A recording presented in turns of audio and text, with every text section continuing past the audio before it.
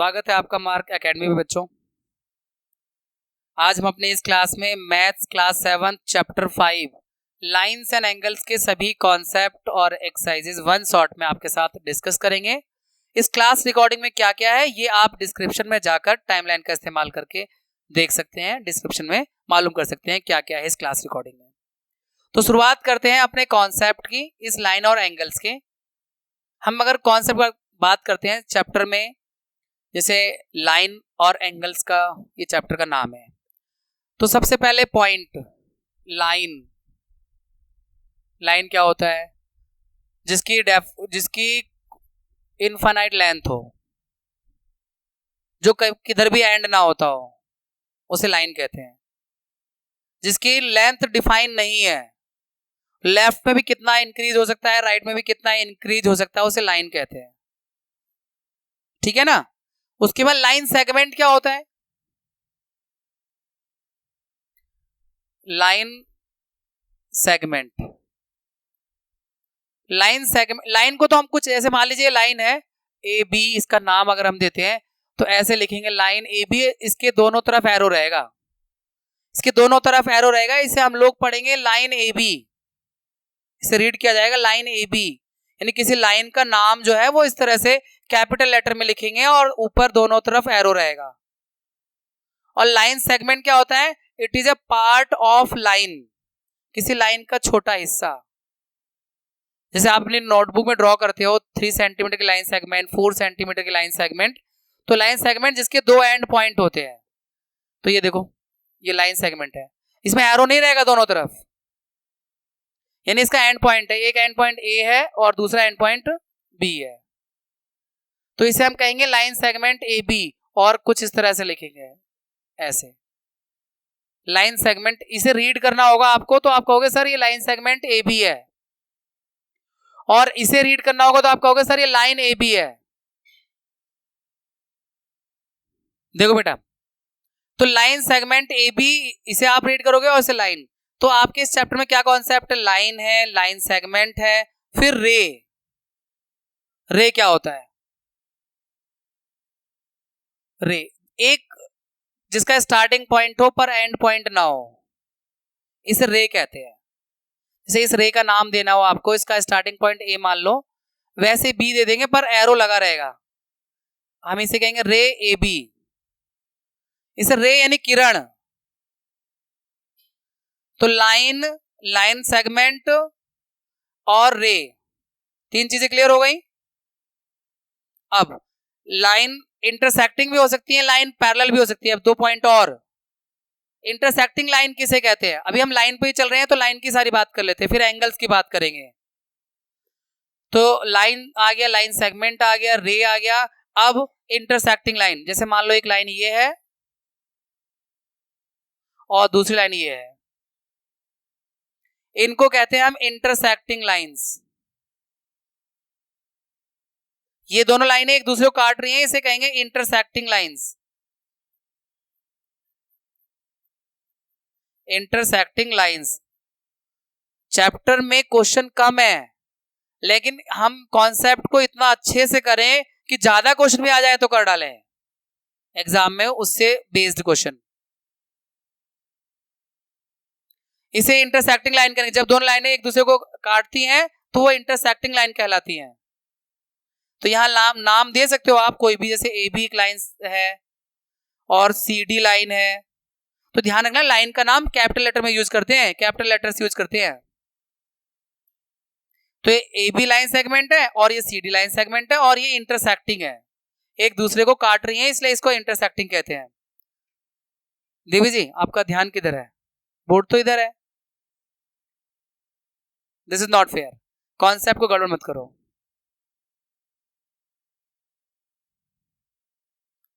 तो लाइन आ गया, line segment आ गया, रे आ गया, इंटरसेक्टिंग लाइन। अब पैरेलल लाइंस।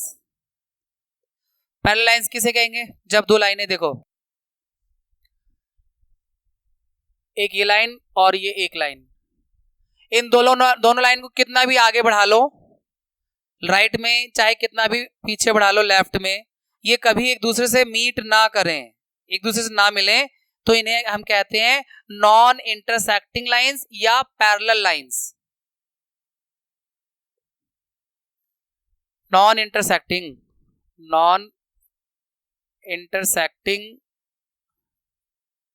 लाइंस और पैरेलल लाइंस।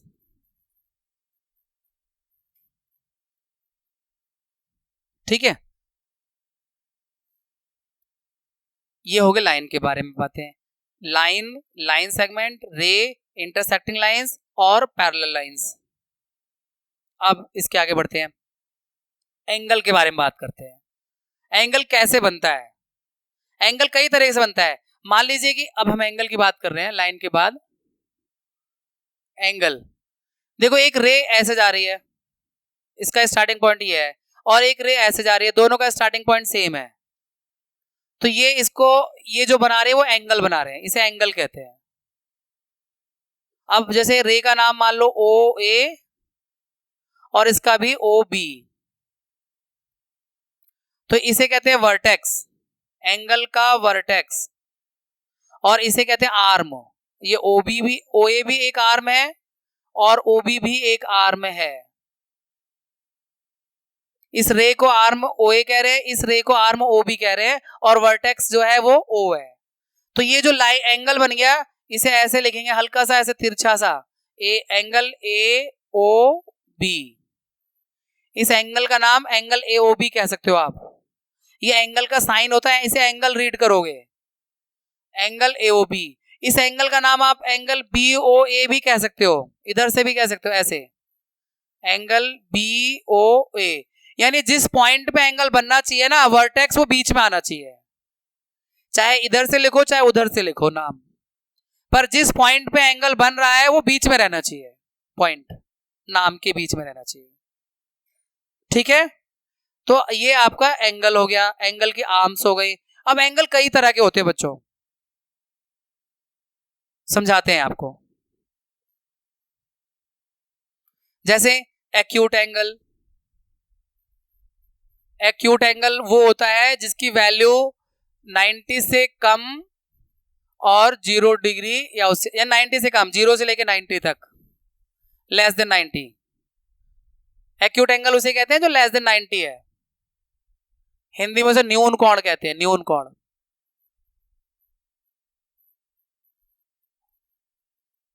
एक्यूट एंगल जिसकी वैल्यू 90 डिग्री से कम है वो एक्यूट एंगल। जिसकी डिग्री 90 डिग्री की है उसे राइट एंगल।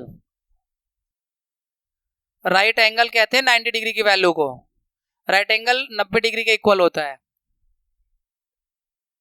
ठीक है, फिर obtuse angle. Obtuse angle, obtuse angle की वैल्यू 90 से बड़ी और 180 से छोटी। 90, 91, 92, 100, 110, 170, ये सब ऑब्ट्यूज एंगल है। और फिर स्ट्रेट एंगल।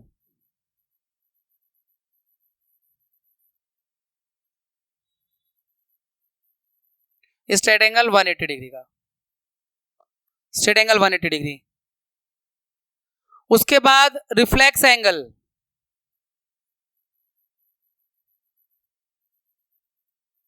रिफ्लेक्स एंगल की वैल्यू 180 से बड़ी होती है और 360 से छोटी होती है। 181, 182, 200, 210, 310, 359 तक, 59 पॉइंट समथिंग तक, 360 से छोटी बस। फिर उसके बाद आता है एक angle complete angle. Complete angle मतलब 360 डिग्री का। ये इतने सारे एंगल्स के बारे में। इसके अलावा दो एंगल और हैं, हाँ, कॉम्प्लीमेंट्री, और उसके अलावा भी दो एंगल है, एडजेसेंट एंगल और लीनियर पेयर। वैसे तो बहुत सारे भी एंगल है, और इस तरह के हम सारे कॉन्सेप्ट करते ही रहेंगे अभी तो। देखो इसके अलावा कॉम्प्लीमेंट्री एंगल, कॉम्प्लीमेंट्री एंगल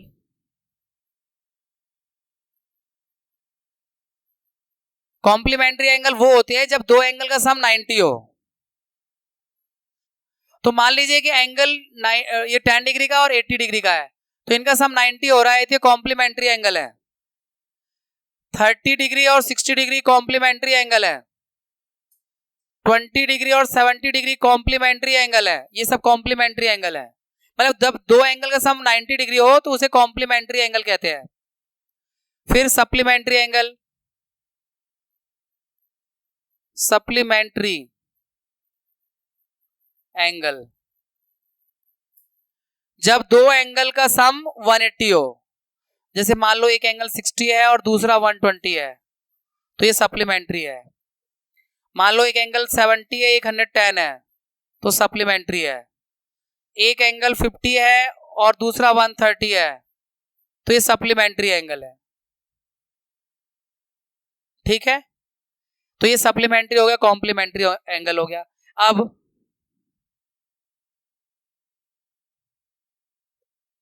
इसके बाद बच्चों एक और एंगल है, एडजेसेंट एंगल किसे कहते हैं? Adjacent angles. जैसे मान लो दो एंगल, एक लाइन है बच्चों, और इसमें एक ऐसे रे खींच दिया, ये लाइन है और ऊपर एक रे स्टैंड कर रहा है। तो यहां मान लो लाइन का नाम ए बी है, ओ सी रे है। तो यहां दो एंगल बन रहे हैं, एक ये वाला एंगल और एक ये वाला एंगल। इन दोनों एंगल को हम एडजेसेंट एंगल कहते हैं। दोनों एंगल में खास बात क्या है कि दोनों का वर्टेक्स कॉमन है।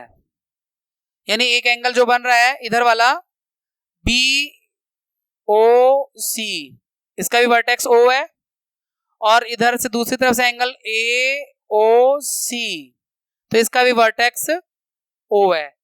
तो दो एडजेसेंट एंगल में वर्टेक्स कॉमन होता है और एक आर्म कॉमन होती है। ये ओसी आर्म दोनों एंगल में आ रही है ना, तो एक आर्म कॉमन होना चाहिए, एक वर्टेक्स दोनों का कॉमन होना चाहिए, और बाकी दो नॉन कॉमन आर्म है वो कॉमन आर्म के अलग अलग साइड में होनी चाहिए, एक साइड में नहीं हो सकती। मान लो ये कॉमन आर्म है ओसी, तो नॉन कॉमन का मतलब जो कॉमन नहीं है, तो नॉन कॉमन आर्म कौन सी है? ओ ए और ओ बी। तो वो अलग कॉमन आर्म की एक राइट में है और एक लेफ्ट में है। तो जो नॉन कॉमन आर्म है वो कॉमन आर्म के एक लेफ्ट में हो एक राइट में हो, तब वो दोनों एंगल एडजेसेंट एंगल माने जाते हैं। तो मैं लिख देता हूं ये बात, वर्टेक्स कॉमन होना चाहिए, common vertex, one arm common,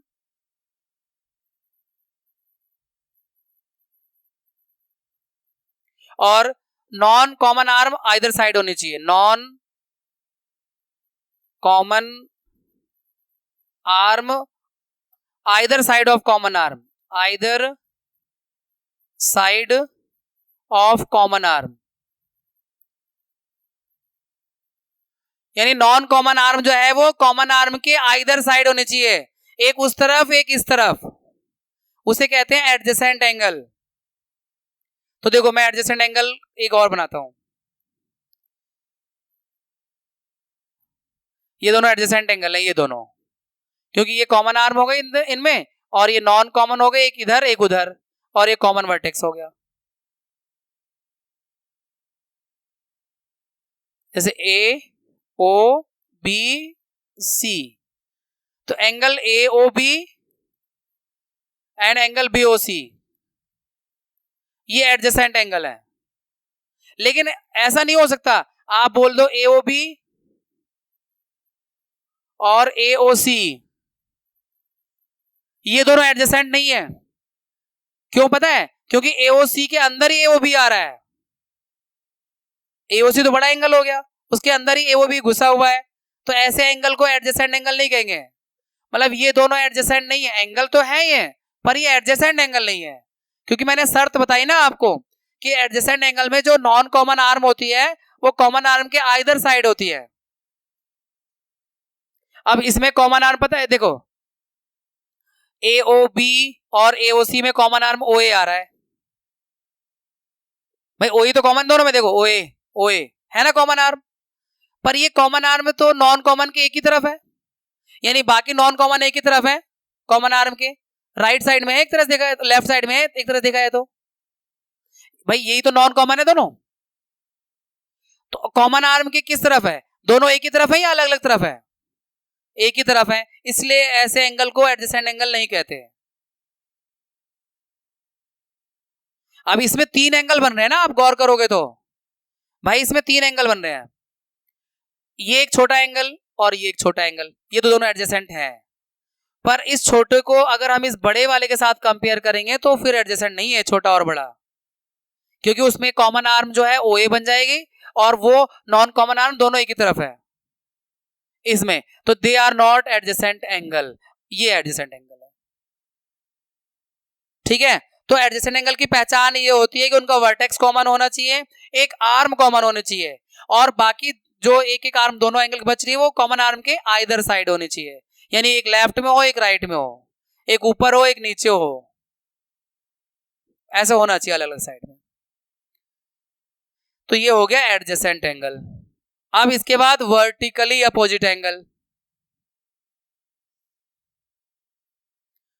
ये तो खैर आसान है, वर्टिकली अपोजिट एंगल की बात आसान है। Vertically opposite angle, vertical opposite angle कैसे होते हैं, एक लाइन ऐसे कट करो और दूसरी लाइन ऐसे कट करो, ये दोनों इंटरसेक्टिंग लाइन है, तो ये जो एंगल बनते हैं ना इसको कहते हैं वर्टिकली अपोजिट एंगल, और ये हमेशा इक्वल होते हैं, मतलब इसका वर्टिकली अपोजिट ये होगा और इस वाले एंगल का वर्टिकली अपोजिट एंगल ये होगा, इन्हें हम कहते हैं वर्टिकली अपोजिट एंगल। अब मान लो इन एंगल का लाइन का नाम हम दे दें, अगर ये AB लाइन है, ये CD लाइन है, ये पॉइंट O पे काट रहे हैं, तो एंगल AOC का वर्टिकली अपोजिट एंगल BOD, ये दोनों वर्टिकली अपोजिट एंगल है। और इधर BOC का वर्टिकली अपोजिट एंगल ये वाला है, तो आप उसका नाम AOD बोल दो, DOA बोल दो, एक ही बात है, तो AOD लिख देते हैं। तो ये दोनों आपस में वर्टिकली अपोजिट एंगल है और ये दोनों आपस में वर्टिकली अपोजिट एंगल है, और वर्टिकली अपोजिट एंगल हमेशा इक्वल होते हैं, तो आप इन्हें जरूरत पड़ेगी तो इक्वल भी दिखा सकते हो, क्वेश्चन में कहीं सॉल्व करना पड़े, कुछ जरूरत पड़े तो। ठीक है, मतलब ये वाला इसके इक्वल होता है ऑलवेज और ये वाला इसके इक्वल होता है ऑलवेज, और प्रॉपर्टी को कहते हैं वर्टिकली अपोजिट एंगल, शीर्षाभिमुख कोण हिंदी में। मुस्कुराइए मत, हंसिए मत हिंदी को सुनकर, वो भी तो हम सबकी भाषा है और मातृभाषा है। चलिए आगे बढ़ते हैं, अभी तो पिक्चर बाकी है भाई, अभी तो और सारे कॉन्सेप्ट, ये जो बाद में जो स्लाइड्स है ना वो रिवीजन के लिए हैं, पहले मैं सारे अच्छे समझा के कॉन्सेप्ट समझाऊंगा, कुछ स्लाइड और ऐड करनी पड़ेंगी हमें, चलो कोई नहीं ऐड कर लेते हैं, यहां से ले लेते हैं। देखो अब मेन कॉन्सेप्ट कुछ एंगल के, जैसे मान लो ये 2 लाइनें हैं बच्चों, ऐसे ये 2 लाइन है और इनको काटने वाली एक लाइन ऐसे खींची जाती है, इसको ट्रांसवर्सल कहते हैं, इस लाइन को ट्रांसवर्सल लाइन कहते हैं, ट्रांसवर्सल जो काट के निकल रही है 2 लाइनों को। तो यहां पे ना 8 एंगल बन रहे हैं टोटल, देखो 1 2 3 4, मैं एंगल का नाम 1 2 3 लेटर में दे रहा हूं, ऐसे फिगर में दे सकते हैं नाम 1 2 3 1, पर ये नाम है, कोई गिनती नहीं है, ये सिर्फ एंगल का नाम है। एक कहानी इंग्लिश में हमने पढ़ी थी, एक राजा की जो बेटियां थी उनका नाम जनवरी फरवरी मार्च अप्रैल मई जून जुलाई अगस्त सितंबर था, आप लोगों ने पढ़ी, आप लोग किसी क्लास में 6th 7th में ही है वो है, हाँ, तो ऐसे ही मैंने यहाँ एंगल के नाम 1 2 3 4 दिए हैं, मतलब ये नहीं कोई ये एंगल की वैल्यू है, एंगल की वैल्यू तो 30 डिग्री 40 डिग्री 60 डिग्री 90 डिग्री ये सब होंगी, है ना। 1 2 3 4 5 6 7 और 8। अब इन एंगल के बारे में समझिए, यहाँ पे एक करस्पॉन्डिंग एंगल, कोइंसिडेंट एंगल्स और alternate exterior angle, 3 main angle है जिनको हमें यहाँ डिस्कस करना है, जो इस चैप्टर की समझ लो जान भी है। पहला करस्पॉन्डिंग एंगल किसे कहते हैं? Corresponding angles. करस्पॉन्डिंग एंगल क्या होते हैं बताता हूं। करस्पॉन्डिंग एंगल बच्चों हमेशा उसमें एफ बनता है, जैसे मैं आपको दिखाऊं, चाहे एफ उल्टा हो चाहे सीधा हो, ये एफ बन रहा है, ये वाला एंगल, ये वाला एंगल 2 और 6 ऐसे, एफ ऐसे उल्टा एफ, ये करस्पॉन्डिंग एंगल है। यानी एंगल 2 और 6 करस्पॉन्डिंग एंगल है, एंगल 2 एंगल 6। इसके अलावा उल्टा एफ भी हो सकता है ऐसे, यानी 1 और 5 यानी दोनों ऊपर वाले, ये ट्रांसवर्सल लाइन के एक ही तरफ दोनों ऊपर वाले या फिर दोनों नीचे वाले। ऊपर वाले यानी 1 और 5, ये भी करस्पॉन्डिंग एंगल है, ये भी एफ बन रहा है। अब ऐसे उधर एफ बन रहा है, 3 का करस्पॉन्डिंग एंगल 7,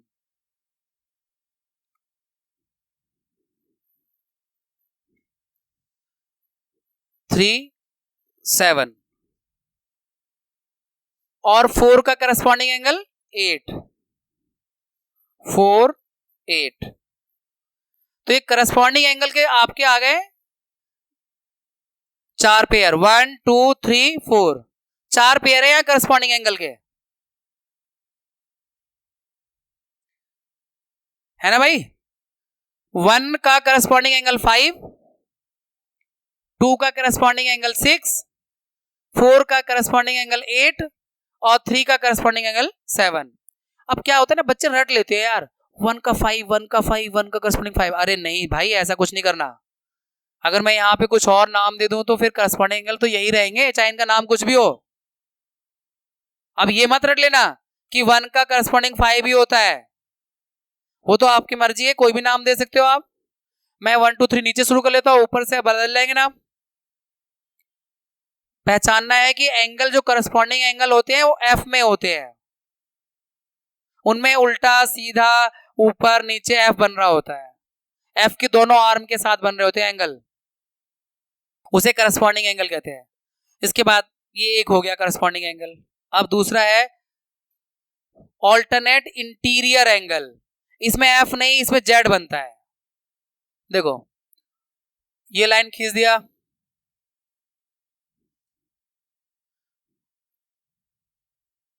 और ऐसे ट्रांसवर्सल लाइन खींच दिया, वही नाम रखेंगे, इसमें नाम बदल देता, चाहे अभी चलो सेम ही रखता हूं आपको समझने के लिए। 1 2 3 4 5 6 7 8, ये 8 एंगल हो गए। अब हम इसमें बताएंगे आपको ऑल्टरनेट इंटीरियर एंगल कौन से होते हैं। Alternate interior angles, alternate interior angle में बच्चों जेड बनता है ऐसे, चाहे सीधा जेड चाहे उल्टा जेड। जैसे यहां पे पहचानते हैं इस फिगर में, ये वाला जेड ऐसे बन रहा है, तो ये सीधा जेड बन रहा है, तो 3 का ऑल्टरनेट इंटीरियर एंगल 5 है। 3 का ऑल्टरनेट इंटीरियर एंगल 5 है, और 2 का ऑल्टरनेट इंटीरियर एंगल 8 है। जेड यहां पे उल्टा जेड बन रहा है ऐसे। 2 का ऑल्टरनेट इंटीरियर एंगल 8 है। तो ऑल्टरनेट इंटीरियर एंगल के 2 ही पेयर होते हैं, बाकी 2 पेयर होते हैं एक्सटर्नेट ऑल्टरनेट एक्सटीरियर एंगल के होते हैं, उनकी जरूरत नहीं पड़ती है, इससे ज्यादा डिस्कस नहीं किए जाते। जैसे ये 4 का एक्सटर्नेट ऑल्टरनेट एंगल 6 हो जाएगा, 1 का 7 हो जाएगा, पर उनकी जरूरत नहीं पड़ती है ज्यादातर, इसलिए हम ज्यादा उस पर फोकस नहीं करते हैं बच्चों के, वो अंडरस्टूड अपने आप ही होता है।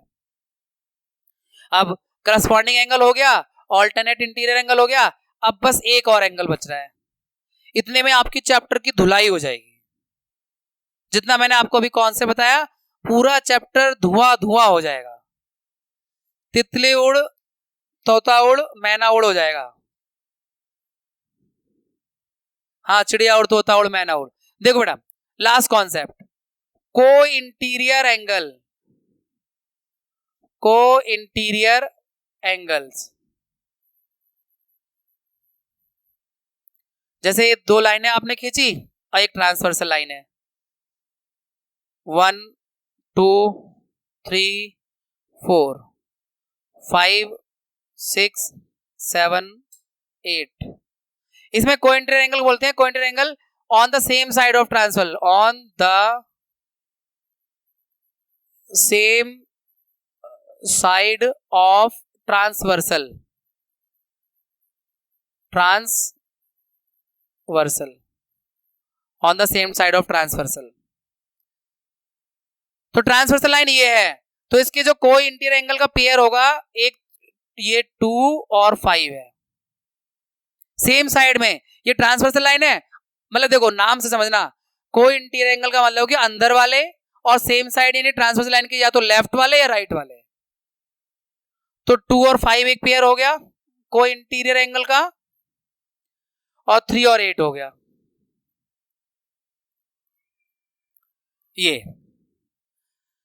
यही 3 तरह के एंगल हैं आपके लाइन एंगल्स में, corresponding angle, alternate interior angle और को इंटीरियर एंगल। अब इनके बारे में मैंने एक बात आपको और बतानी है, बहुत इंपॉर्टेंट। अभी तो मैंने सिर्फ एंगल की पहचान कराई है कि भैया ऑल्टरनेट इंटीरियर एंगल कौन से होते हैं, को इंटीरियर एंगल कौन से होते हैं, और करस्पॉन्डिंग एंगल कौन से होते हैं। अब इसके बारे में इंपॉर्टेंट बात बता देते हैं, फिर ये पूरा हो जाएगा। कौन सी इंपॉर्टेंट बात? देखो, इन तीनों एंगल के बारे में शांति से सुनना है, बीच में नहीं बोलना है, पहले ध्यान सुनना है, फिर डिस्कस करेंगे। अभी अगर ये दोनों लाइनें जो है, अगर देखो, अगर इफ ये दोनों लाइनें पैरेलल हो, if they are parallel, question में दिया होगा पैरेलल है या नहीं है। तो अगर ये लाइन पैरेलल में बता चुका हूं, कौन सी लाइन होती है जो कितना भी आगे बढ़ा लो मिलती नहीं हो, उसे पैरेलल कहते हैं, है ना। तो अगर ये दोनों लाइनें पैरेलल होंगी तो करस्पॉन्डिंग एंगल इक्वल होते हैं, ये मैं बताना चाह रहा था इसमें। मतलब 2 6 के इक्वल हो जाएगा, 1 5 के इक्वल हो जाएगा, 3 7 के इक्वल हो जाएगा, 4 8 के इक्वल हो जाएगा। और इन सब के पीछे लॉजिक ये होगा कि लाइन पैरेलल है, इसलिए अगर लाइन पैरेलल होंगी तो करस्पॉन्डिंग एंगल इक्वल होंगे। मैं लिख देता हूं इस बात को,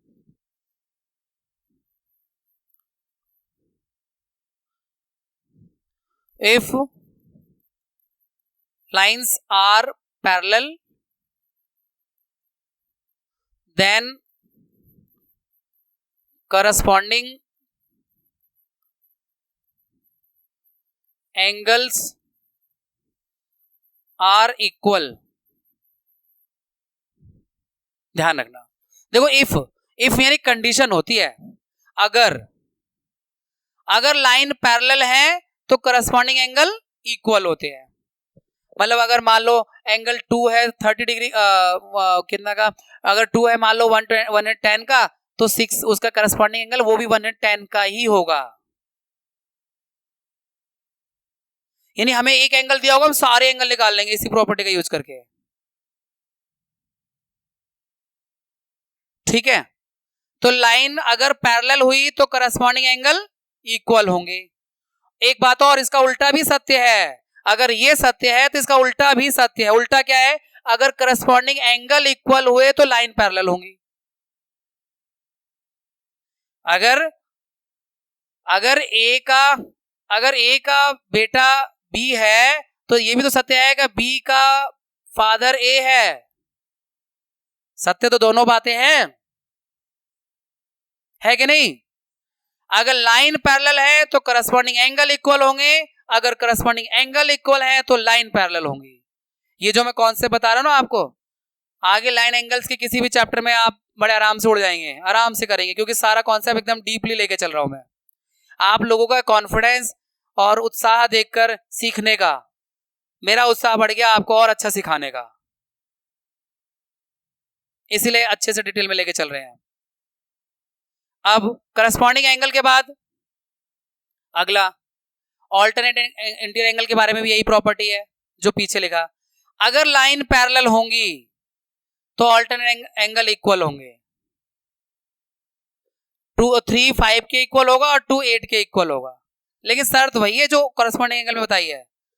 if lines are parallel then alternate interior angles are equal, और उसका उल्टा भी सत्य होगा।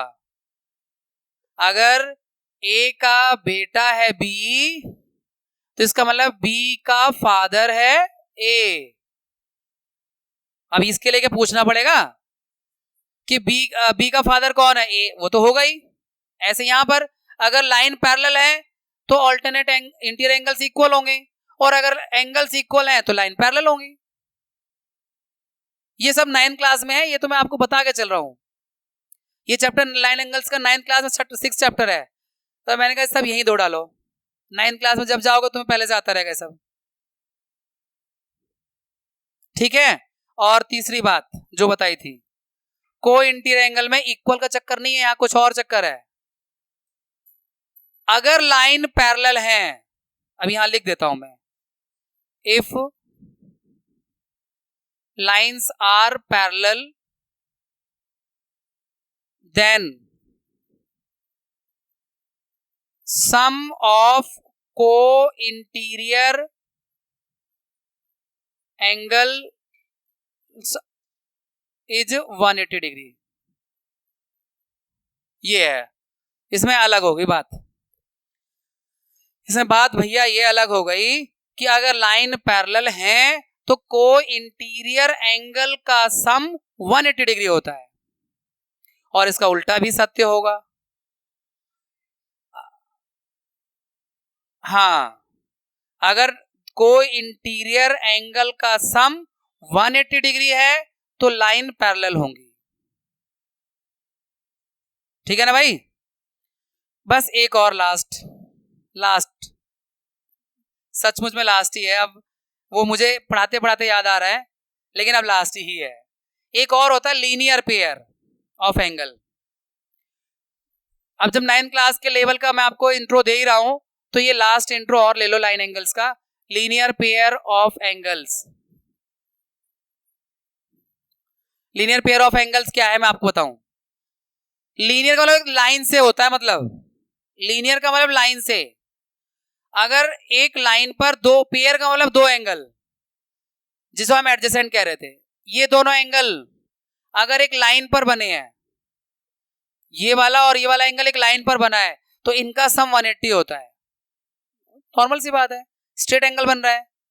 बस मैंने आपको समझाने के लिए कि अगर एक लाइन है, उस पर एक रे ऐसे स्टैंड करती है, तो इन दोनों एंगल का सम 180 डिग्री होता है। इसे कहते हैं लीनियर पेयर एक्सियोम या लीनियर पेयर एंगल प्रॉपर्टी। ये था आपका लीनियर पेयर, ठीक है। और इसका उल्टा भी ट्रू है। उल्टा क्या होगा, अगर इन दोनों एंगल का सम 180 हो रहा है तो ये एक लाइन बनाएंगे, नॉन कॉमन आर्म। जैसे हमने हर जगह उल्टा किया है, वैसे यहां भी उल्टा समझ सकते हैं कि अगर इन दोनों एडजेसेंट एंगल का सम, अगर ये एक लाइन पे बन रहे हैं तो इनका सम 180 होगा, और अगर इनका सम 180 है तो मतलब इनकी नॉन कॉमन आर्म एक लाइन बनाएंगी। भाई नॉन कॉमन यही दोनों तो है, ये वाली, तो नॉन कॉमन आर्म एक लाइन बनाती हैं लीनियर पेयर में, अगर उनका सम 180 हो तब। हो गया फुल कॉन्सेप्ट। मतलब इस पूरे चैप्टर का मतलब क्वेश्चन तो इतने कम है कि अगर जितना टाइम कॉन्सेप्ट में लगा इतने क्वेश्चन में नहीं लगने टाइम, लेकिन कॉन्सेप्ट इसलिए बताया कि फिर कोई भी क्वेश्चन आए आप कर डालो। आते हैं सीधा एक्सरसाइज पे आओ, वो क्योंकि हमने सारे डिटेल में बता दी ना, अब आपको उसको समझने की जरूरत नहीं है। देखो यहाँ पर फाइंड द कॉम्प्लीमेंट ऑफ, बता चुका कॉम्प्लीमेंट्री एंगल क्या होते हैं, जिनका सम 90 होता है। तो 20 का कॉम्प्लीमेंट होगा 90 माइनस 20 70। 63 का कॉम्प्लीमेंट्री एंगल निकालना है तो 90 माइनस 63 27। कॉम्प्लीमेंट्री एंगल निकालना है। 57 का कॉम्प्लीमेंट 90 माइनस 57 33। अब सप्लीमेंट्री जिनका सम 180 होता है, तो इसका सप्लीमेंट्री क्या होगा 180 माइनस 105 तो 75। एक लाइन स्टेटमेंट लिख देना, सप्लीमेंट ऐसे लिख देना, supplementary angle of supplementary angle of 105 is equal to 180 minus 105 is equal to 75। ऐसे वैसे कॉम्प्लीमेंट्री में भी एक लाइन ऐसे लिखनी होगी आपको। और इसका सप्लीमेंट्री एंगल होगा 93, कितना 93 नहीं 93 यार, 180 माइनस 87 93। इसका 180 में से माइनस कर दो, 6 और 26, 154 डिग्री का सप्लीमेंट्री एंगल 26। अब चेक करना है इसमें बच्चों कि कौन सा कॉम्प्लीमेंट्री है और कौन सा सप्लीमेंट्री है। तो ये सप्लीमेंट्री है, इनका सम 180 आ रहा है, 115 और 65 का सम 180 होगा। जिनका सम 180 होगा वो सप्लीमेंट्री, जिनका सम 90 होगा वो कॉम्प्लीमेंट्री। तो ये 90 है तो कॉम्प्लीमेंट्री के लिए मैं C लिख रहा हूं, सप्लीमेंट्री के लिए S लिख रहा हूं। इनका 180 होगा तो सप्लीमेंट्री, इन दोनों का सम 180 है सप्लीमेंट्री, इन दोनों का सम 90 है तो ये कॉम्प्लीमेंट्री, इन दोनों का सम भी 90 है तो ये कॉम्प्लीमेंट्री एंगल है। ठीक है, सप्लीमेंट्री कॉम्प्लीमेंट्री क्लियर हो गया। Find the angle which is equal to its complement. कौन सा एंगल है जो अपने कॉम्प्लीमेंट के इक्वल होगा? 45 है, क्योंकि 45 का कॉम्प्लीमेंट भी 45 ही होता है भाई। 45 अगर एंगल है तो उसका कॉम्प्लीमेंट 90 माइनस 45, तो 45 का कॉम्प्लीमेंट 45 होगा और 90 का सप्लीमेंट 90 होगा। अगर मान लो क्वेश्चन आ जाए कौन सा एंगल है जो अपने सप्लीमेंट के इक्वल होता है, तो 90 है। और अगर आप इसे निकालना चाहें, इसे डायरेक्ट कर दो। अगर निकालना चाहें तो पता क्या है, वो छोड़ो, इक्वेशन बना के निकाल सकते हैं, आप कर चुके वैसे लीनियर इक्वेशन का। मान लो एक एंगल 90 का है तो इसका जो सप्लीमेंट होगा वो एक एंगल x डिग्री का है, क्योंकि आपने इक्वेशन वाला चैप्टर कर लिया है ना। तो अगर आप एक एंगल x मानते हो तो उसका कॉम्प्लीमेंट होगा 90 माइनस x, है ना। अब ये दोनों इक्वल होने चाहिए, उसने बोला ना इक्वल होना चाहिए। तो x को अगर हम 90 माइनस एक्स के इक्वल रखेंगे, इस x को इधर लाओगे प्लस का हो जाएगा, है ना। लेफ्ट राइट से लेफ्ट में प्लस का हो जाएगा। x और x 2x, 2x is equal to 90, तो x is equal to 90 upon में 2 यानी 45। तो 45 ऐसा हम सॉल्व करके भी दिखा सकते हैं कि मान लो एक कॉम्प्लीमेंट एंगल x, एक एंगल x है, उसका कॉम्प्लीमेंट 90 माइनस x है और इसने बोला है दोनों इक्वल कर दो, तो इक्वल करके इक्वेशन बना के सॉल्व कर दी। क्योंकि आप ये चैप्टर कर चुके हो तो आपको ऐसे भी समझ में आ जाएगा, क्योंकि बोला यह है कि कॉम्प्लीमेंट इक्वल है, और कॉम्प्लीमेंट का मतलब होता है कि अगर एक एंगल x का है तो दूसरा 90 माइनस x होगा। अगर एक एंगल 10 डिग्री का है तो उसका कॉम्प्लीमेंट 90 माइनस 10 80। ठीक है, तो आप इसे 45 ऐसे निकाल के भी दिखा सकते हो, डायरेक्ट भी लिख सकते हो। Find the angle which is equal to its supplement. वैसे तो मैंने आपको बता दिया 90 का सप्लीमेंट 90 ही होता है, ठीक है। लेकिन अगर हम इक्वेशन लिखना चाहें तो मान लो एक एंगल x है तो उसका सप्लीमेंट होगा 180 माइनस x, क्योंकि 180 से माइनस करके आता है सप्लीमेंट, पर ये दोनों इक्वल है। तो x is equal to 180 minus x करके इक्वेशन बना दिया। अब माइनस एक्स को राइट में ले जाओगे प्लस एक्स हो जाएगा। 1x 2x, 2x is equal to 180 degree, तो x is equal to 180 divided by 2 90 degree, तो ये 90 डिग्री हो गया। तो आ तो गया आंसर, x इक्वल 90 तो आ गई। 90 का सप्लीमेंट 90 ही होता है।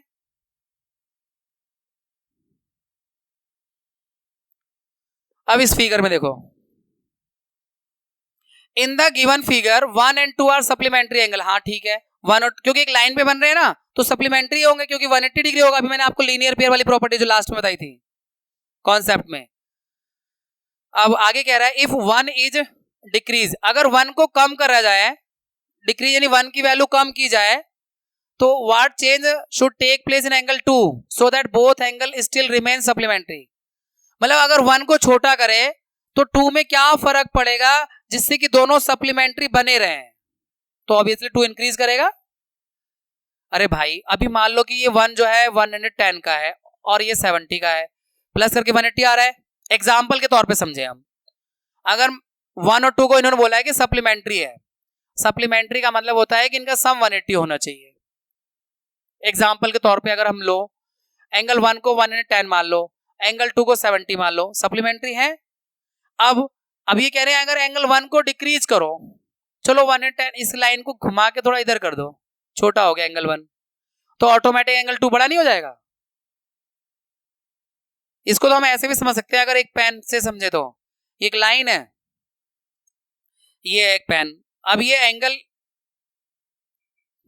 है, अब इसके साथ में अगर ये है, इसको छोटा इधर इधर जितना नीचे झुकाते जाएंगे उतना ये एंगल 2 बड़ा होता जाएगा। इस लाइन को जितना छोटा करते इधर की तरफ झुकाते जाएंगे एंगल 2 उतना बड़ा होता जाएगा। यानी एंगल 1 को अगर आप छोटा करते जाओगे तो एंगल 2 बड़ा होता जाएगा। यही पूछा गया इसमें।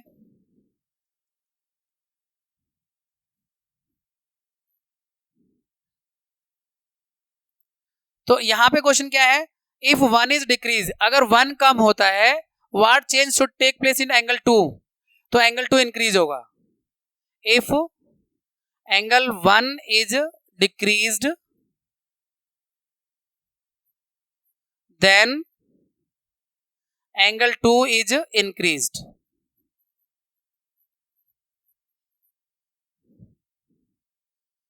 अगर एंगल 1 को डिक्रीज करते हैं तो एंगल 2 इंक्रीज करना पड़ेगा, तभी ये सप्लीमेंट्री रहेंगे। टू रिमेन सप्लीमेंट्री, सप्लीमेंट्री रहने के लिए अगर 1 कम होगा तो 2 को बढ़ना ही होगा, तभी सप्लीमेंट्री रहेंगे, क्योंकि उनका सम 180 होना चाहिए। अगला question, can 2 angle be supplementary both of them are acute, अगर क्या 2 एंगल सप्लीमेंट्री हो सकती है अगर दोनों एक्यूट हो? तो नहीं हो सकते। एक्यूट का मतलब 90 से कम हो। अब अगर दोनों 90 से कम हो गए तो उनका सम 180 कैसे आएगा? आएगा ही नहीं, 180 से कम ही आएगा। तो अगर दोनों एंगल एक्यूट हो, क्योंकि मैं स्टार्टिंग में मैं कौन से बता चुका, एक्यूट का मतलब 90 डिग्री से कम, अगर 2 एंगल एक्यूट हो तो कभी सप्लीमेंट्री नहीं हो सकते, क्योंकि दोनों 90 से कम होंगे। भाई एक 90 से कम है तो एक 90 ज्यादा होगा तो हो सकता है सप्लीमेंट्री, पर दोनों 90 से कम कर दोगे तो 180 नहीं होना उनका। तो कैन 2 एंगल भी supplementary both of them are acute? No.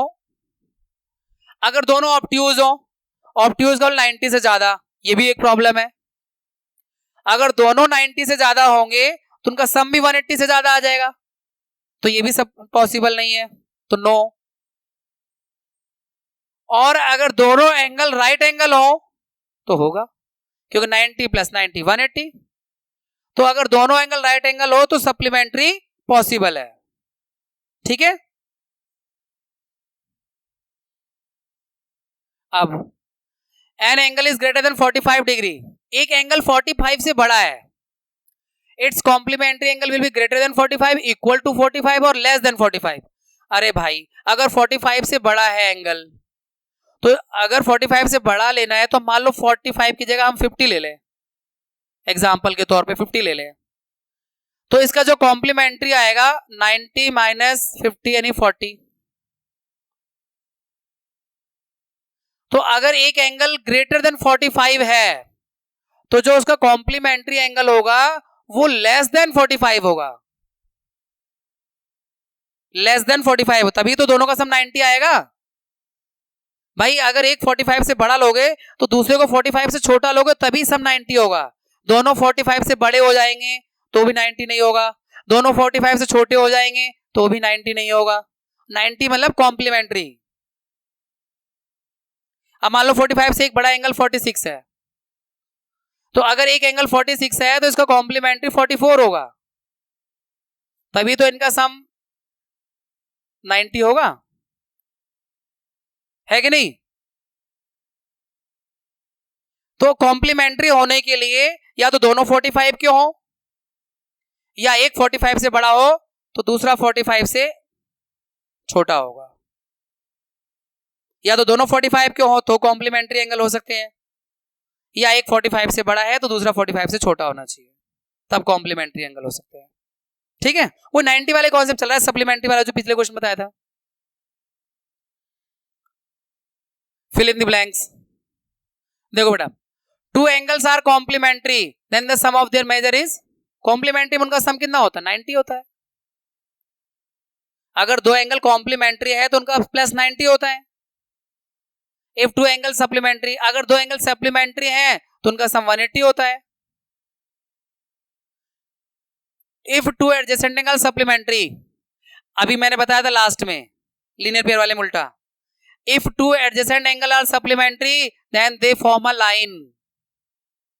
मैंने ऐसे बताया था कि मान लो ये दोनों एंगल का सम 180 है तो इनकी नॉन कॉमन आर्म एक स्ट्रेट लाइन बनाएगी, वही यहां लिखा हुआ है तो ये दोनों एडजेसेंट एंगल ही,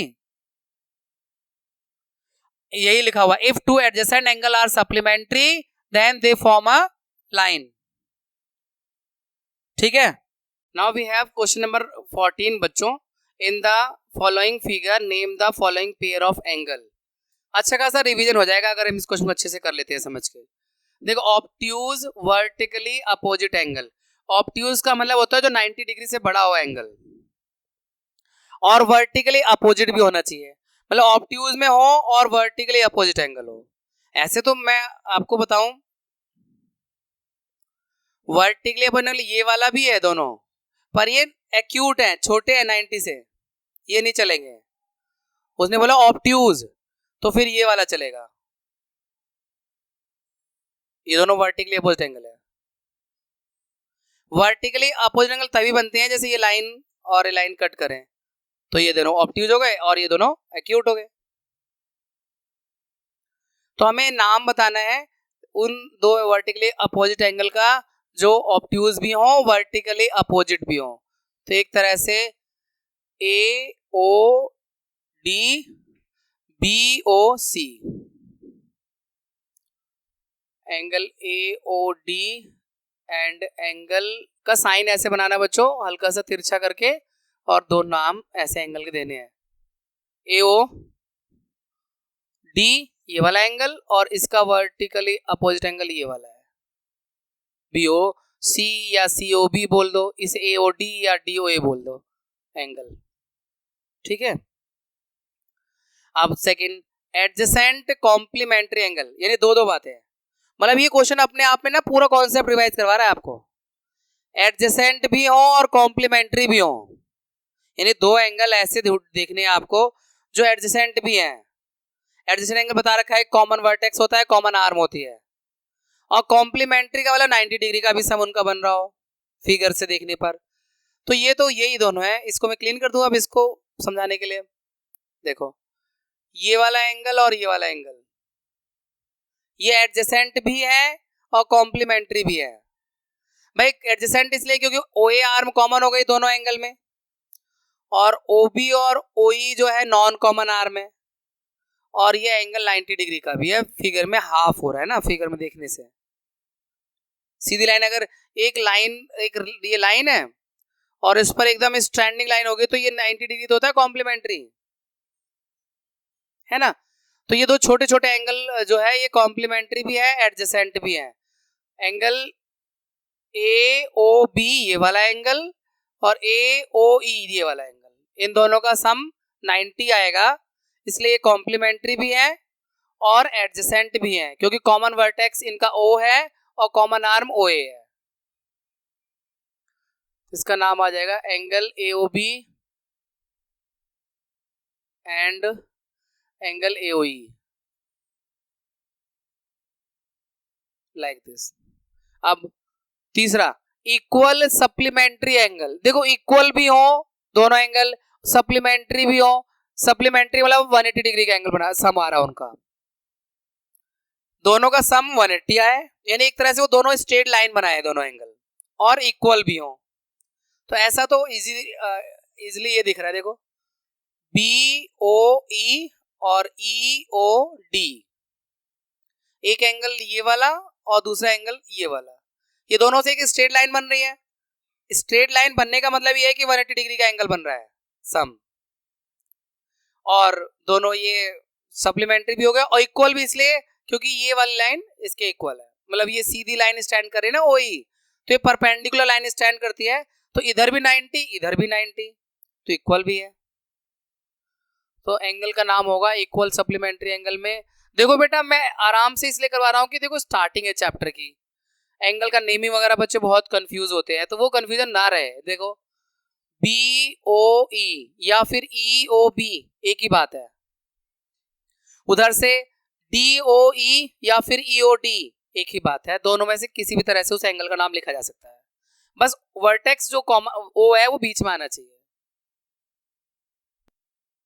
बच्चों को ना एंगल की नेमिंग में बहुत प्रॉब्लम आती है, वो 3 लेटर मैंने लिख, देखो पहले ये एंगल का साइन बनाया करो तिरछा, फिर BOE angle BOE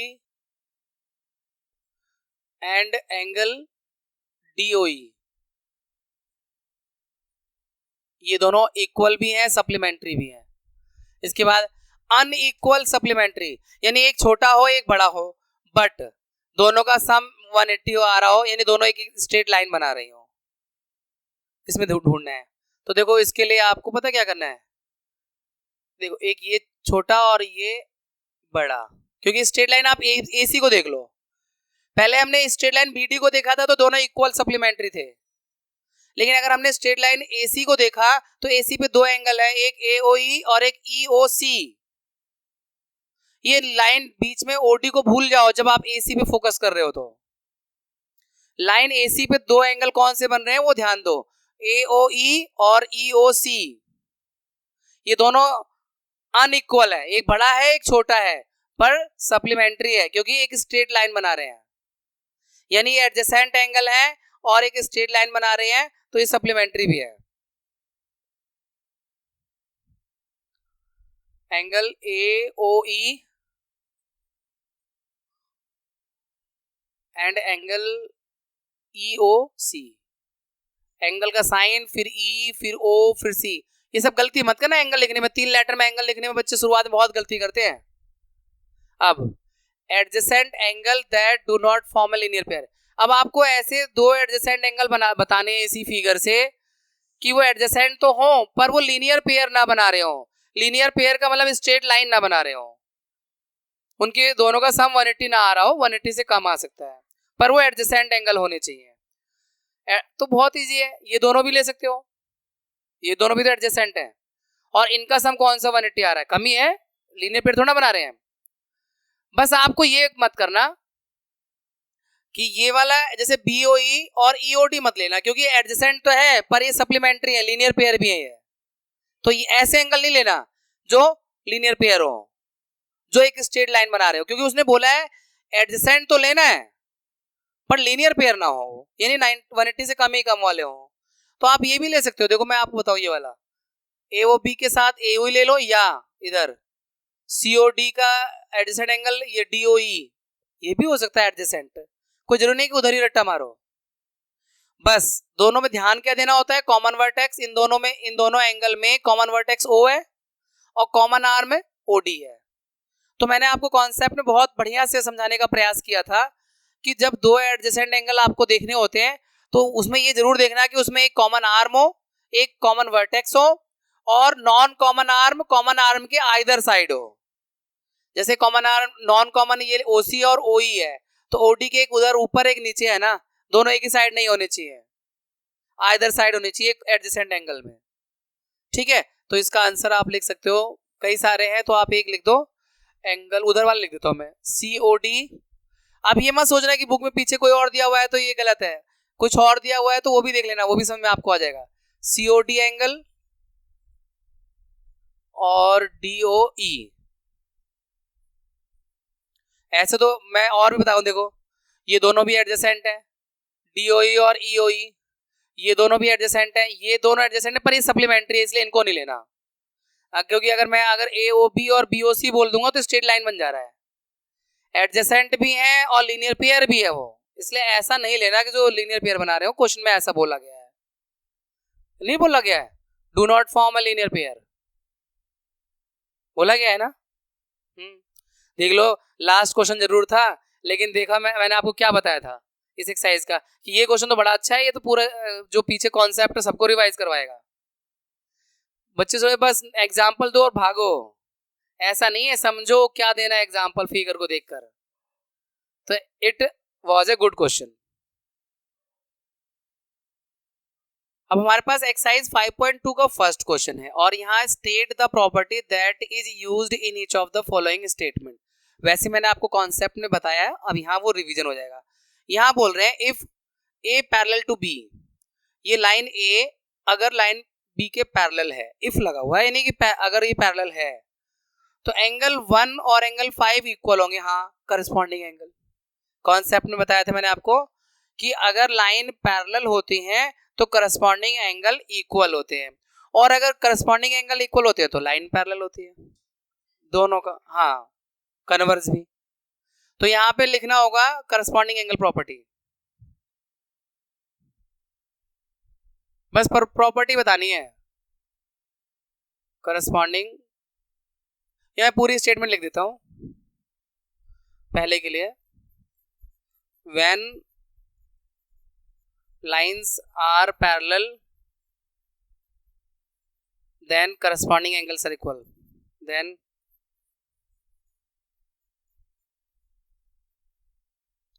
corresponding angles are equal.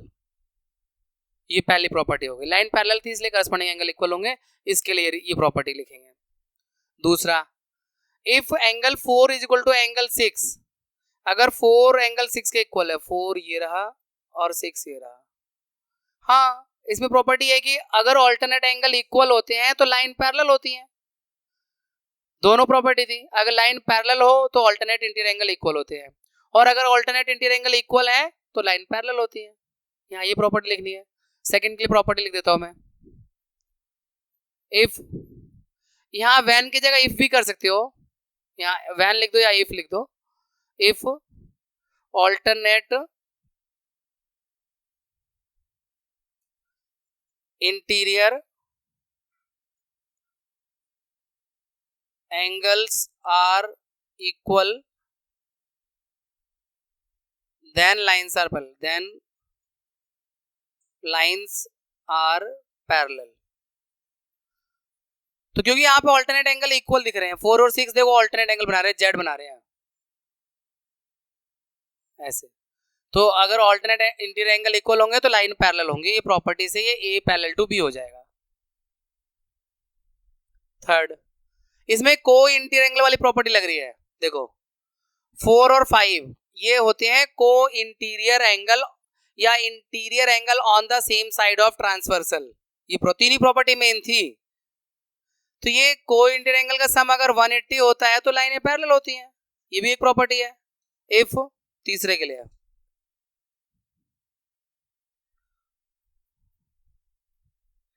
If some of को interior sum of co-interior angles on the same side of transversal, on the same side of transversal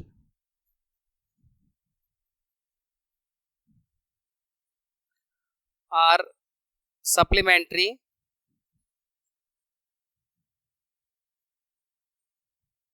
then lines are parallel, then lines are parallel। ये है property बेटा। तो ये सारी property एक तरह से इस एक्सरसाइज की रिवीजन है, इस चैप्टर की सबसे इंपॉर्टेंट 3 प्रॉपर्टी है, corresponding angle property, alternate interior angle property और को इंटीरियर एंगल प्रॉपर्टी। ये शॉर्ट में ये भी आप कह सकते हो। In the adjoining figure the pair of corresponding angles, corresponding angle देखो 1 का करस्पॉन्डिंग एंगल 5, 2 का करस्पॉन्डिंग एंगल 6, 4 का करस्पॉन्डिंग एंगल 8 और 3 का करस्पॉन्डिंग एंगल 7। ये सब करस्पॉन्डिंग एंगल है, मतलब एफ दिखेंगे आपको बनते हुए, है ना।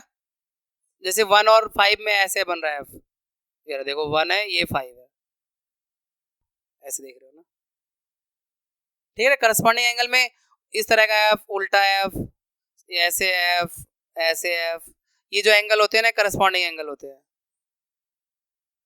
सभी एंगल करस्पॉन्डिंग एंगल होते हैं। हाँ हाँ,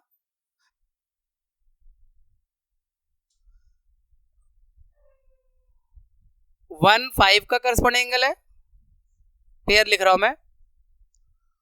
2 6 का करस्पॉन्डिंग एंगल है, ऐसे अलग अलग पेयर होने चाहिए ब्रैकेट में। 4 8 का करस्पॉन्डिंग एंगल है और 3 7 का, ये करस्पॉन्डिंग एंगल 4 पेयर हो गए। The pair of alternate interior angle, अब ऑल्टरनेट इंटीरियर एंगल का एक पेयर तो हो गया ये वाला 3 के साथ 5 और 2 का ऑल्टरनेट एंगल 8, 3 और 5 ऑल्टरनेट इंटीरियर एंगल है और 2 और 8 ये हो गया। तीसरा pair of interior angle on the same side of transversal, इसी को हम को इंटीरियर एंगल भी कह देते हैं, या pair of interior angle on the same side of transversal. जैसे ये 3 और 8, उधर 2 और 5, अंदर वाले एक ही साइड वाले, या तो ट्रांसवर्सल लाइन के लेफ्ट वाले या राइट वाले, पर रहने चाहिए अंदर वाले, तो इसे कहते हैं pair of interior angle on the same side of transversal, या इसे शॉर्ट में को इंटीरियर एंगल्स भी कहते हैं। तो 3 और 8, एंगल 3 और एंगल 8, एंगल 2 और एंगल 5, ये को इंटीरियर एंगल्स हैं। ये सब आपको पहचानने होने चाहिए, लाइन एंगल्स की प्रॉपर्टी है सारी है। अब वर्टिकली अपोजिट एंगल, ये तो सबको ही पता है, एक्स बनता है हमेशा। जैसे 1 का वर्टिकली अपोजिट 3 है, 4 का वर्टिकली अपोजिट एंगल 2 है, 4 2 का वर्टिकली 7 5 और 8 6, ठीक है। 8 और ये सभी वर्टिकली अपोजिट एंगल के पेयर हो गए। और पता है वर्टिकली अपोजिट एंगल इक्वल होते हैं हमेशा, करस्पॉन्डिंग एंगल तब इक्वल होते हैं जब लाइन पैरेलल होती है, ऑल्टरनेट इंटीरियर एंगल तब इक्वल होते हैं जब लाइन पैरेलल होती है, को इंटीरियर एंगल का सम 180 तब होता है जब लाइन पैरेलल होती है, लेकिन वर्टिकली अपोजिट एंगल तो हमेशा इक्वल होते हैं, उनका जो पेयर होता है हमेशा इक्वल होता है, उसमें लाइन पैरेलल का कोई कॉन्सेप्ट नहीं है। Next, in the joining figure P parallel to Q, देखो लाइन P और Q पैरेलल है। अब हमें अननोन वैल्यू ये सब E F A B C D और E F, ये इन सब की वैल्यू फाइंड करनी है। यहाँ पे हमारे वो जो पिछली नॉलेज है सब काम आ जाएगी जो अभी हमने सीखा है। जैसे ये जो एंगल है 125, इसका करस्पॉन्डिंग एंगल ये है ना करस्पॉन्डिंग एंगल। ये देखो F नहीं बन रहा ऐसे, ये वाला F कैसे भी बन सकता है, ये दोनों लाइनें पैरेलल है और ट्रांसवर्सल लाइन है, फिगर को घुमा दो या ऐसे ही देख लो तो ये इसका करस्पॉन्ड यानी D कितना होगा 125 का ही होगा, क्योंकि अभी भी मैंने बताया ना अगर लाइन पैरेलल होती हैं तो करस्पॉन्डिंग एंगल की वैल्यू इक्वल होती है, तो इसका करस्पॉन्डिंग ये है, तो D की वैल्यू हम लिख सकते हैं D is equal to 125 degree. लेकिन रीजन लिखना पड़ेगा आपको, क्यों लिख रहे हो ऐसे, क्या रीजन है, करस्पॉन्डिंग एंगल है, करस्पॉन्डिंग एंगल्स। अब देखो, अब मैं अगर ये देखो ये वाला एंगल 125 वाला और F वाला, तो ये दोनों एडजेसेंट एंगल भी हैं और एक स्ट्रेट लाइन पे बना रहे हैं तो सप्लीमेंट्री भी है, लीनियर पेयर भी है ना भाई। अगर मान लो एक लाइन हो और ऐसे एक एंगल बन रहा हो और एक ऐसे बन रहा हो तो इनका सम 180 होता है, इसे लीनियर पेयर भी कहते हैं, ठीक है ना। तो इससे हमें F निकल जाएगा, मतलब हमें दो एंगल निकालते ही F निकालते सारे एंगल निकलते जाएंगे प्रॉपर्टी का यूज करके धड़ाधड़, बस F निकालना है लीनियर पेयर से। कैसे देखो, 125 plus F is equal to 180 degree, आप इसे कहेंगे लीनियर पेयर, यानी कि स्ट्रेट लाइन पे जो दो एंगल बनते हैं उनका सम 180 होता है। तो एफ की वैल्यू आ जाएगी 180 और ये 125 माइनस में हो जाएगा तो 55। अब देखो सारे एंगल बड़े आराम से प्रॉपर्टी का यूज करके निकल जाएंगे। एफ का करस्पॉन्डिंग एंगल कौन है, फिगर से देख के बताओ। सी, जैसे ये नीचे वाले ना सी, ये दोनों ऊपर वाले हैं तो ये दोनों नीचे वाले हैं। ऊपर ऊपर वाले करस्पॉन्डिंग एंगल होते हैं और फिर नीचे नीचे वाले करस्पॉन्डिंग एंगल होते हैं। फिर ऐसे ऊपर की उस तरफ भी राइट साइड में भी हो जाएगा, है ना।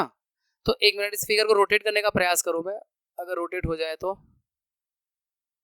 अरे बड़ा तो हो जाएगा, इसको रोटेट,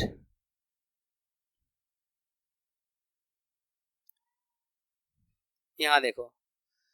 अब जैसे हमने पहले देखा था उसी तरह से ये करस्पॉन्डिंग एंगल इसका बन रहा है ना। अब इसे मैं क्लीन कर दूं थोड़ा, ये देखो थोड़ा सा और रोटेट कर दूं, थोड़ा प्रॉपर ऐसा लगने लगे आपको।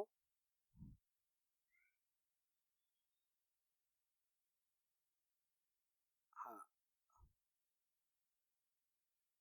अब देखो, अब ये पैरेलल लाइन लग रही है, इसी को रोटेट किया मैंने, कोई चेंज नहीं किया, सिर्फ समझाने के लिए रोटेट किया कि आपको समझ में आ जाए कि करस्पॉन्डिंग कैसे हो रहा है। तो ई एफ और ई वर्टिकली अपोजिट एंगल है तो ये तो इक्वल होंगे ही, ई एफ के इक्वल होगा वर्टिकली अपोजिट एंगल से। तो E is equal to F vertically opposite angle property. मैं शॉर्ट में वीओए लिखता हूं लेकिन आपको वर्टिकली अपोजिट एंगल लिखना होगा। तो ई की वैल्यू आ जाएगी, एफ जितना था 55 था, तो ई भी आ गया। अब देखो ई का करस्पॉन्डिंग एंगल ए है ना, ई का करस्पॉन्डिंग एंगल ए है तो ए ई के इक्वल होगा, A is equal to E corresponding angles. तो इसलिए ए की वैल्यू ई कितना है 55, तो ए भी 55 आ गया 55। अब ए का वर्टिकल अपोजिट एंगल क्या है सी, तो सी भी 55 का होगा। बचा कौन सा है यार, सारे तो निकलते यार। बी डी के इक्वल होगा वर्टिकली अपोजिट एंगल से, तो C is equal to A vertically opposite angle. इसलिए सी की वैल्यू जितना ए था कितना 55। अब बी बचा, बी होगा डी के इक्वल वर्टिकली अपोजिट एंगल से,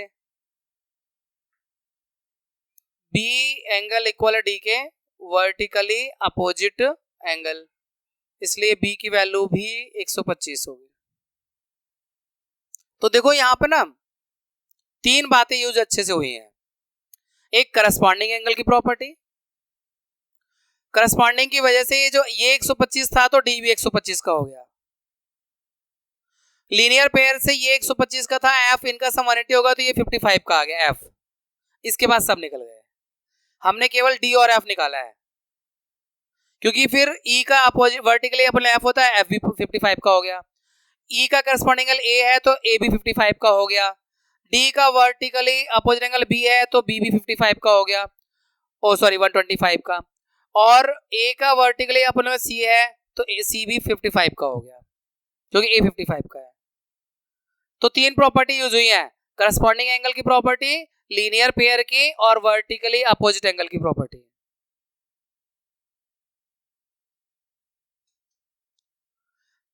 find the value of x in each of the following if L parallel. देखो लाइन पहले से पैरेलल दी है, देखो लाइन अगर पैरेलल देंगे नहीं तो हम करस्पॉन्डिंग एंगल इक्वल नहीं ले सकते या फिर ऑल्टरनेट इंटीग्रल एंगल इक्वल नहीं ले सकते। तो लाइन पैरेलल होगी तभी करस्पॉन्डिंग एंगल या फिर ऑल्टरनेट इंटीग्रल एंगल को इक्वल लिया जा सकता है। तो यहाँ पहले इसलिए क्वेश्चन बोल दिया है कि एल पैरेलल टू एम है, हमें एक्स निकालना है, ये लाइन इसके पैरेलल है, तो हमें इसका इससे रिलेशन निकल के नहीं आ रहा डायरेक्ट, तो हम पता क्या करें, चाहे तो ये वाला एंगल निकाल ले लीनियर पेयर से, यहाँ कोई नाम दे देते जैसे ए नाम दे दिया, तो इससे ये आ जाएगा लीनियर पेयर से, फिर एक्स और ए इक्वल होंगे ऑल्टरनेट इंटीरियर एंगल से। या एक तरीका है यहां ना निकाल के यहां निकाल लो, इन दोनों का सम 180 होगा लीनियर पेयर से तो ये 70 आ जाएगा और फिर ये इसका करस्पॉन्डिंग एंगल हो जाएगा। आना वही आंसर, तरीके आपके अपने अलग अलग हो सकते हैं। ठीक है, तो यहां पर हम ये वाला यूज कर लेते हैं a + 110, a + 110। देखो बेटा ये दोनों एडजेसेंट एंगल और एक स्ट्रेट लाइन पर है तो लीनियर पेयर बनाते हैं, इसे लीनियर पेयर कहते हैं। जब दो एंगल एक स्ट्रेट लाइन पे बन रहे हो तो उनका सम 180 होता है और प्रॉपर्टी को बोलते हैं लीनियर पेयर। तो ए और 110 ये हमने अपनी तरफ से नाम दे दिया, कोई ए एंगल की value 180 degree linear pair. Linear pair का मतलब एक स्ट्रेट लाइन पे बनने वाले दो एंगल का सम। तो ए की वैल्यू आ गई 180 और 110 को लेफ्ट राइट में लाके माइनस हो जाएगा 70। अब देखो ये इसका जेड बन रहा है, देखो ए के साथ ऐसे, तो जो ए होगा वही एक्स होगा, जेड बन रहा है ना। ऑल्टरनेट इंटीरियर एंगल कहते हैं जेड में जो बनता है एंगल। तो x is equal to a alternate interior angles, इसलिए x की वैल्यू भी उतनी होगी जितना a की आई 70। ये हो गया सॉल्व करके। ये बड़ा आसान है यार, इसमें ना पता है x की वैल्यू निकालना कुछ करना ही नहीं है, सीधे सीधे करस्पॉन्डिंग एंगल दिख रहा है। पता नहीं ये 80 का तो आपको कंफ्यूज करने के लिए दे रखा है मेरे भाई। ये L और M पैरेलल है ना, देखो ये वाली लाइन इसके पैरेलल है और ये ट्रांसवर्सल है, तो ये दोनों एंगल इक्वल नहीं होंगे करस्पॉन्डिंग एंगल से। इस लाइन को भूल जाओ, आप सिर्फ ये देखो कि मान लो ये लाइन दो पैरेलल है और ये ऐसे ट्रांसवर्सल है, तो ये इसका करस्पॉन्डिंग एंगल होगा। नहीं बन रहा है एफ, देखो ये एफ नहीं बन रहा है, देखो ऐसे ये दोनों एंगल करस्पॉन्डिंग एंगल से। तो x इज इक्वल टू 100 होगा, बस आपको लिखना है corresponding angle, x is equal to 100 corresponding angle, कुछ भी इसमें सॉल्यूशन नहीं करना। x is equal to 100 corresponding angle property. देखो ये मैं ये लिखता हूं ना ऐसे, एंगल का साइन और एस, इसको रीड करना होगा एंगल्स। बच्चे सोचे क्या बना रहे हैं सर ये टेढ़ा मेढ़ा सा, एस भी लिख देते हैं। ये एंगल्स, इसको एंगल्स रीड करना है आपको। तो करस्पॉन्डिंग एंगल प्रॉपर्टी या खाली करस्पॉन्डिंग एंगल लिख दो, काम हो जाएगा।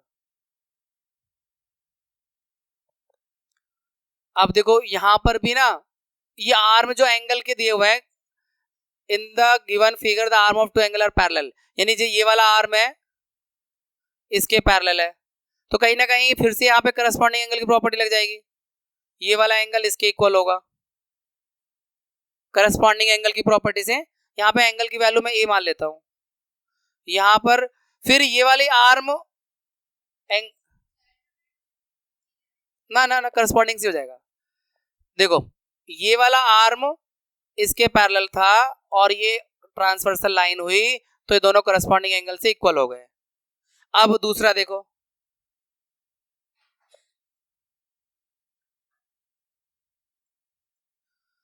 ये वाला जो एंगल है, ये वाला आर्म जो है ये इसके पैरेलल है और ये ट्रांसवर्सल लाइन बन गई, तो जो ये होगा उतना ही इधर एंगल बी मान लो होगा करस्पॉन्डिंग एंगल। तो दो बार करस्पॉन्डिंग एंगल लग रही है, एक बार इधर से लग रही है, देखो एफ नहीं बन रहा है ये, देखो ऐसे, और एक बार ये उल्टा एफ बन रहा है ऐसे, है ना। इसको भूल जाओ ना, ये थोड़ा एक्स्ट्रा खींच दिया मैंने, ये एफ देखो प्रॉपर ऐसे। तो बस यहाँ नेम हम अपनी तरफ से देते हैं ए और बी, थोड़ा आसान दिखाने के लिए, सॉल्व करने में आसानी होती है, 3-3 लेटर में नाम नहीं लिखने पड़ते। तो देखो a बराबर 100, a इज इक्वल टू, अच्छा a का नाम इन्होंने दिया हुआ है DGC, हाँ DGC रहने दो जब a को DGC दिया हुआ है तो। Angle DGC is equal to 70 degree, corresponding angle property है कि नहीं है इसका करस्पॉन्डिंग, ये 70 है ABC, तो DGC भी 70 होगा। भाई एंगल का नाम एक लेटर में या तो बोलना होता है या 3 लेटर में, एक लेटर बोलना होता है तो ऐसे सिंबल विंबल दे देते हैं 1 2 3 4 या ABCD स्मॉल लेटर में, और 3 लेटर बोलना होता है तो फिर आपको ऐसे प्रॉपर लिखना चाहिए। देखो angle DGC equal to angle ABC, corresponding angle. अब इसलिए एंगल डीजीसी की वैल्यू एबीसी कितना है 70 है, तो हो गया। सिमिलरली नीचे वाले में भी आपको डीईएफ निकालना है, तो एंगल डीईएफ सेकंड पार्ट के लिए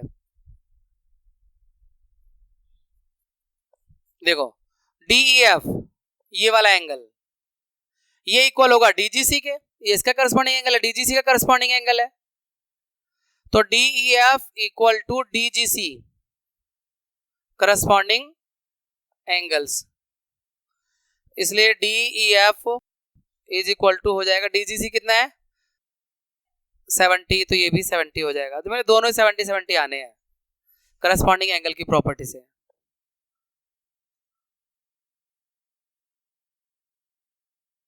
अब in the given figure below decide whether L is parallel to M, क्या एल और एम पैरेलल हैं, क्या ये दोनों लाइनें पैरेलल हैं? तो मैंने आपको एक प्रॉपर्टी बताई थी अभी, को इंटीरियर एंगल की प्रॉपर्टी बताई थी, अगर सम ऑफ को interior angle is 180 degree then line will be parallel. तो यहाँ पे दोनों को इंटीरियर एंगल का सम 180 अगर होगा तो पैरेलल होंगी, अगर 180 से कम या ज्यादा होगा तो पैरेलल नहीं होंगी।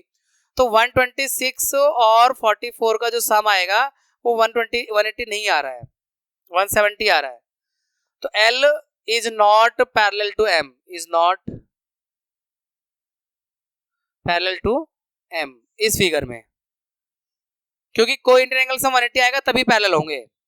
इसमें देखो पहले तो हमें इन दोनों में कोई रिलेशन नहीं दिख रहा, हमने तीन ही तरह के एंगल अभी समझाए हैं आपको, या तो को इंटीरियर एंगल या करस्पॉन्डिंग एंगल या ऑल्टरनेट इंटीरियर एंगल और वर्टिकली अपोजिट, चार तरह के एंगल बताए हैं आपको इस चैप्टर में, चार ही तरह के एंगल यूज करने हैं और लीनियर पेयर 5 तरह के हो गए। तो इसमें ये वाला 75 का है तो ये भी 75 होगा, किससे? वर्टिकली अपोजिट एंगल प्रॉपर्टी, है ना।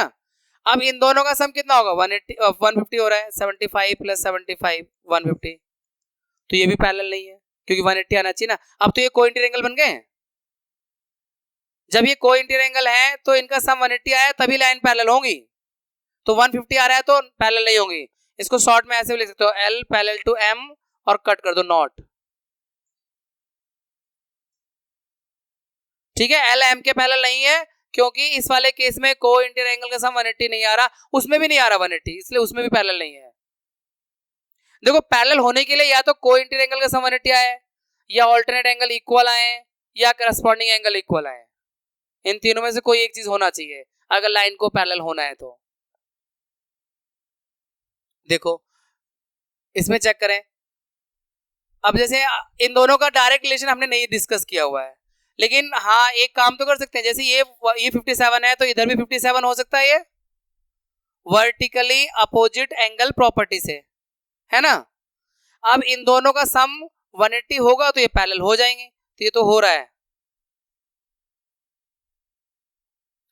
देखो यहाँ पे को इंटीरियर एंगल का सम 180 आ गया, इसे हम को इंटीरियर एंगल भी कहते हैं या interior angle on the same side of transversal भी कहते हैं।